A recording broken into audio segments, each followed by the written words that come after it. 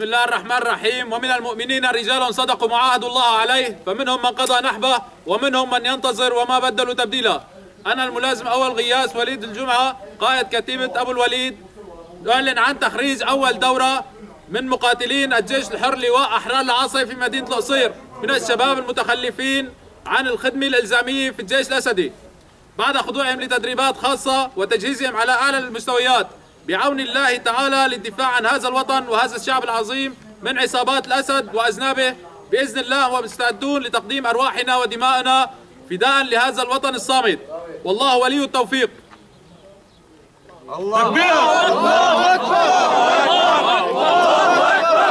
دورة إلى القسم.